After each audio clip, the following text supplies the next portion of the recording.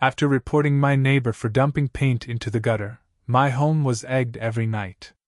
I knocked on his door. He answered holding a paint can and said, "I like colorful streets." Days later, my tap water turned bright blue. I called the city, and when they checked the line that connected our homes, they found a device that. I'm a 47-year-old guy living in a small cul-de-sac outside Tacoma, Washington. Moved here after my divorce to start over. Bought a quiet little fixer-upper. It was nothing fancy, but it was mine. My plan was to keep to myself, fix up the place, and just live quietly. No drama. No chaos. It worked for about 8 months. Then Mitch moved in next door. From day one, I got a weird feeling about him. He looked to be around my age, but acted like a cocky teenager. He always had some loud music going in the garage. Late nights. Weird smells. Random junk delivered to his driveway. Half the time I didn't know if he was building something or blowing something up. Still, I gave him space. He hadn't done anything to me directly. But then I saw him late one night, about 11:30. I had taken my trash out and was about to go back in when I noticed this bright green liquid running down the gutter. I looked up the street and there he was, standing there with a paint can, dumping the rest of it into the storm drain like it was no big deal. I stood there stunned. I mean, who the hell does that? I said. Hey! What are you doing? He looked up, smirked, and said, "Just feeding the colors, man." I didn't know what that meant, but I didn't like it. He laughed like it was some big joke. I figured it was a one-time thing. But then I saw him do it again a few nights later. This time it was a weird pinkish color. Same routine, middle of the night, straight into the gutter. That's when I took a photo. Then a video. I sent it all to the city with a complaint. I didn't go knocking on his door or yelling. I just wanted it handled the right way. I didn't expect him to find out so fast. 2 nights later, my house got egged. I'm talking full-on, war-zone style. The siding, the windows, the front porch, even my car. I came outside in my pajamas, barefoot, stepped in a pile of yolk and glass. I looked around, but whoever did it was gone. I cleaned it up. Kept quiet. Next night, same thing. And the next. 5 nights in a row, like clockwork. Always sometime after midnight. Always eggs, sometimes mixed with flour or God knows what else. My doorbell cam? Yanked off and smashed the 3rd night. They didn't care if I knew. They wanted me to know. That's when I lost it. I stormed over to Mitch's house. He opened the door like he'd been waiting for me. Shirtless, beer in one hand, a dripping paint can in the other. He was covered in splotches of color, blue on his neck, red on his pants. He smiled. "Well, hey there, neighbor," I said. "You need to stop. I know it's you. The paint. The eggs. This isn't a game." He tilted the paint can toward me and grinned. "I like colorful streets. You're dumping toxins into the water," I said. "I reported it. You're poisoning the damn drains." He just laughed. "You shouldn't have done that." Then he shut the door in my face. 3 days later, my tap water turned blue. I noticed it in the bathroom first. Turned on the faucet, and the water looked like Windex. It smelled weird too. Not paint, exactly, but chemical. Sweet, almost like cleaner. I checked the kitchen. Same thing. I didn't drink it, thank God. But I panicked. I called the city again. They sent someone out to check the line. The guy came out, poked around the water meter, then followed the line toward Mitch's house. He was gone for a bit. When he came back, he looked kind of spooked. He said, "This is going to sound crazy, but there's a device on the main line between your 2 houses. It's not supposed to be there. Looks homemade." "What kind of device?" I asked. He shrugged. "Something like a backflow rig, but jerry-rigged. Like it was designed to push liquid from his line into yours." I stared at him. "You're saying he's been sending stuff into my pipes?" "Not water," the tech said. Definitely not water. They shut off the main that day and started testing. It took about a week, but I got the results. Mitch had been funneling a mix of paint solvents, dyes, and something called methyl isobutylketone into my water supply. It wasn't just gross, it was dangerous. The city said they were opening a case. But it would take time. Meanwhile, I couldn't even shower in my own house. That's when I started planning. I wasn't going to wait for the city to catch up. This wasn't just some neighborly dispute anymore. Mitch had declared war. And I was going to hit back harder. The next few days were rough. The city had my water shut off completely while they did more inspections. I had to stay at a motel across town just to shower. I was using gallon jugs to brush my teeth. I felt like I was living in a nightmare. And Mitch? He was thriving. Every time I drove by the house to grab clothes or check on things, he was outside like nothing was wrong, drinking beer on his porch, blasting music, spraying paint on scrap wood in his yard. Like it was his personal art gallery. The worst part was that he'd wave when he saw me. Real slow. Real smug. The city said they couldn't prove intent yet. Said they had to build a case. Meanwhile, I was the one being poisoned. That's when I stopped going through the system. I took 2 weeks off work. Sick leave. My boss didn't ask questions.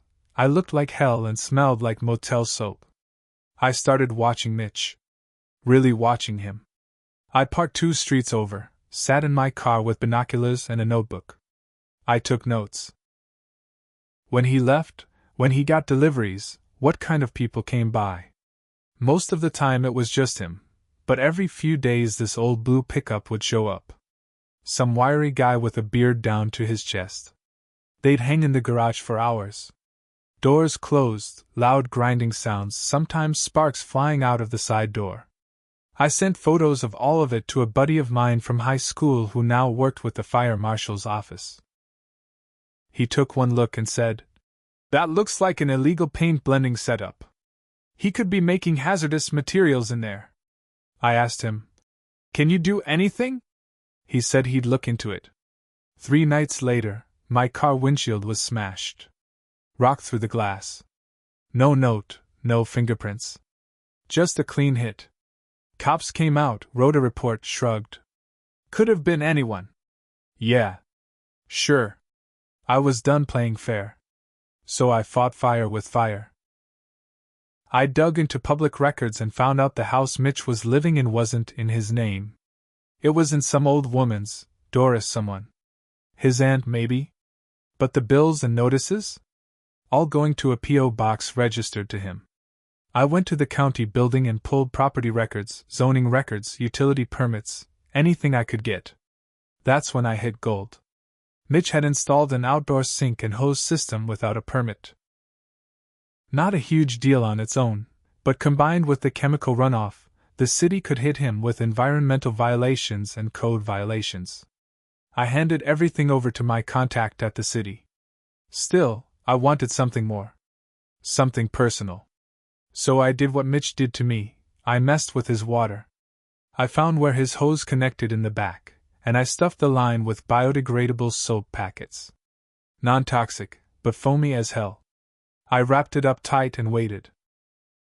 Next morning, I watched from the corner of the block as he turned on the water to wash something, and suddenly he was ankle-deep in foam. He slipped on the suds, fell hard, and screamed like a child. I didn't laugh. I didn't smile. I just wrote it down. A few nights after that, I came home to find a dead squirrel nailed to my fence. That's when I knew things were about to get worse. I installed hidden trail cameras. Put one inside a fake birdhouse, another behind the mailbox. Not wireless. Too risky. I checked the SD cards manually. First few days, nothing. Then I caught him. Middle of the night.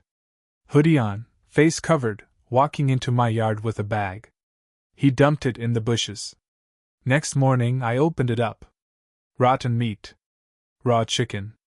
Reeking. Bugs already swarming. I took the footage straight to the police. They said, That's not enough to press charges. I said. What if I catch him doing worse? The officer didn't answer. He just said, be careful. Guys like this don't stop until someone makes them. So I planned something that would make him. I wasn't going to just catch him. I was going to destroy him. I kept digging. If the police and city weren't going to shut Mitch down, I would. I didn't care if I had to get my hands dirty. First, I set up a second set of cameras, ones he wouldn't expect. I rigged one under my truck, pointing toward his driveway. Another inside a fake floodlight. I even drilled a hole in my backyard fence and ran a lens through an old bird feeder. I didn't tell anyone. Not even my buddy from the fire marshal's office. I wanted everything airtight. Meanwhile, I went back to the motel every night, because I didn't trust the water, even after the city turned it back on. Every time I visited my house, I felt like I was walking into enemy territory. But I had a job to finish. Then something strange happened. One night around 2 a.m., I watched Mitch roll a full oil drum into his garage. It wasn't just heavy, it was marked with a flammable symbol and had a label for something industrial. I couldn't read the full thing, but I snapped photos. I sent them to my buddy. He called me the next day, whispering like he didn't want to be overheard. Whatever he's doing in there, it's not just illegal, it's dangerous. If he's stockpiling solvents and pigments like that, one spark and your whole street goes up. He said he tried to escalate it to the Fire Code Division. That was the first time I felt fear. Because it hit me, Mitch wasn't just a petty criminal. He wasn't just egging my house and messing with my water. He was unstable. And if I kept pushing, he might burn the whole block down just to prove a point. That same night, I came back to the house and noticed something was off. The back window was cracked open. I never leave that window open. I walked inside slowly. I had a flashlight, but I didn't turn it on. I kept my phone recording in one hand, just in case. Nothing looked stolen. But then I found it. A single paintbrush dipped in red paint, laid across my pillow. No note. No words. Just that. I checked every camera. Nothing. The one on the back fence had been yanked off and smashed again. He was getting smarter. I didn't sleep that night. I just sat in a chair by the front door with a crowbar in my lap. The next morning, I finally caught a break. The trail cam by the mailbox had survived, and it had something better than I expected. Not Mitch, but the guy in the old blue pickup. The bearded one. He walked up to my door, looked around, and slipped a small envelope into the mail slot. Then he walked away like it was just another delivery. I tore the house apart until I found the envelope. Inside, a USB stick. Nothing else. I plugged it into a burner laptop in case it was some kind of virus. It wasn't. It was a folder full of videos. Security cam footage from inside Mitch's garage. I sat there for over an hour watching them. He was building something.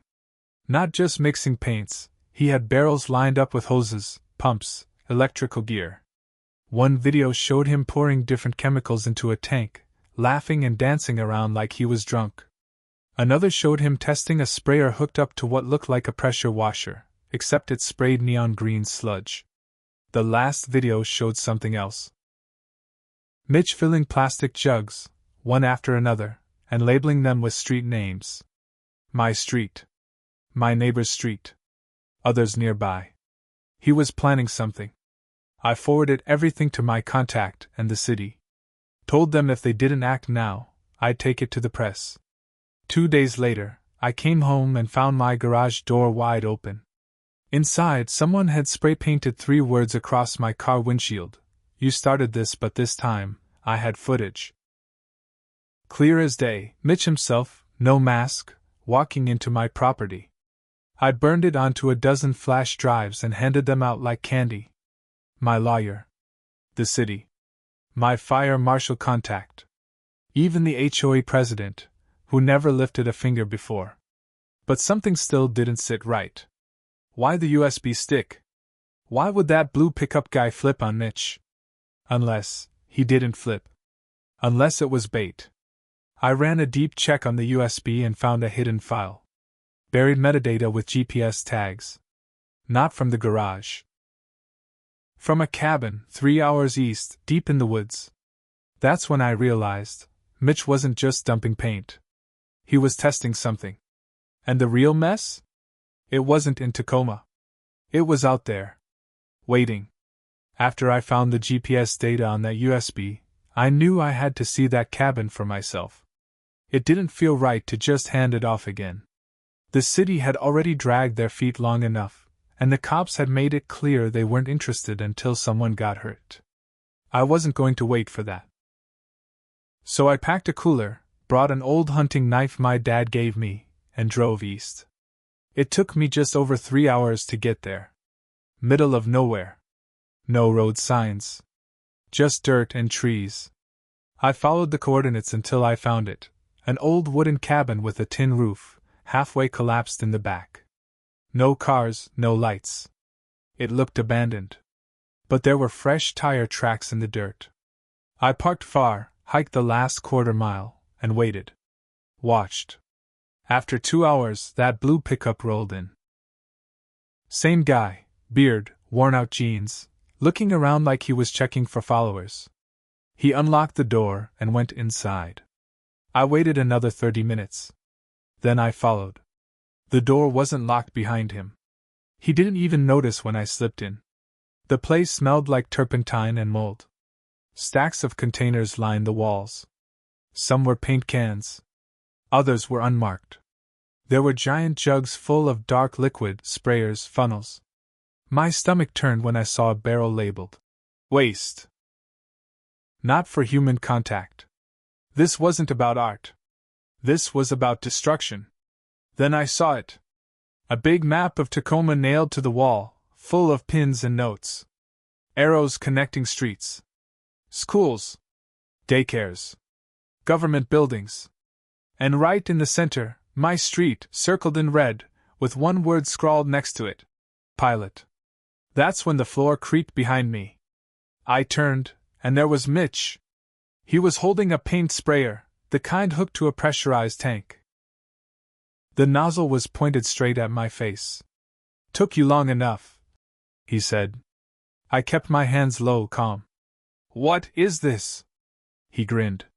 The beginning. People like you think you can control everything. Call the city, play hero. But nobody listens to quiet people. You gotta make a mess before they hear you. You poisoned me, I said. You poisoned my street. You were the test, he said, like it was no big deal. The blue stuff? That was mild. I've got better now. That school 2 blocks from you? It's next. I saw red. I lunged before he could react, slammed him into the wall, and knocked the sprayer from his hands. It hissed as it hit the ground, leaking green slime across the floorboards. He fought like hell, biting, kicking. But I got the upper hand. I tied his wrists with a cable I found in a crate and dragged him to the center of the room. He kept laughing. No one's gonna believe you, he said. They never do. He was wrong this time. I'd recorded everything. I'd worn a body cam, something I'd bought after the dead squirrel incident. It caught the whole conversation. Him admitting to everything. The map. The chemicals. And I wasn't done. I called my buddy at the fire marshal's office. Told him where I was. Told him to bring hazmat, police, whatever he had.